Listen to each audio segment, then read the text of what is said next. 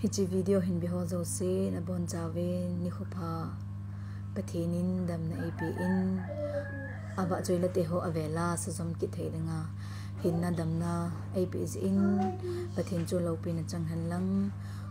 uzoi silam nun nem to thangin asa ikhen the hi poi tela chu loi ho akuna abanting le hijila chu hinsa o te atim na hi ne ji a chu thim hi zongleng pathin lo pin adinga ka hinsa de hintin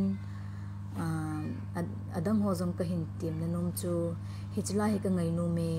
nangin zong na hinsa pi o ti a ngai lu na nei ta pakai mina tim na na hin nei the he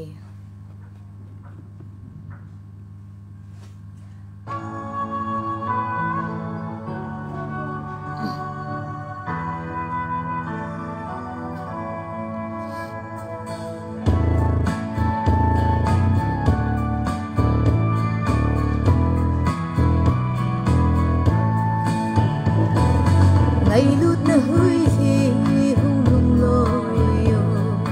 kalai zon ngày to chang băng ai khen ding hi tai mo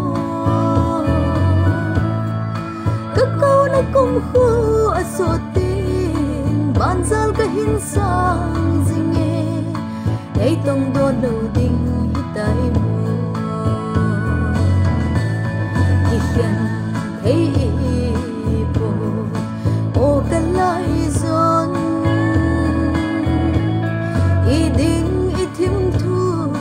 tui bang ki gom the lo ham nang beya ke hing the lo ding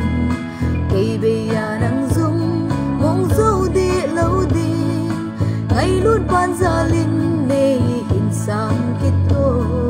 si tui bang in ke gom kit tai te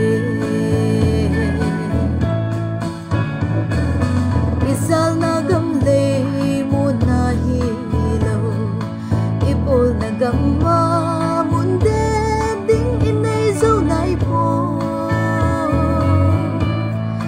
so le kol bang na ki vulte zale ne imu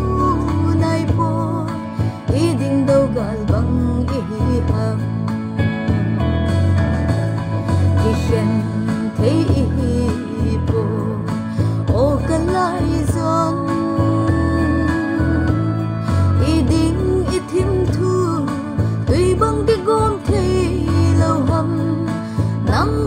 beya ke hin thei lo ding ke beya nang zum mong zo di lo ding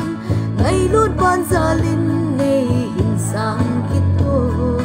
se tui bang in ki gom ki tai te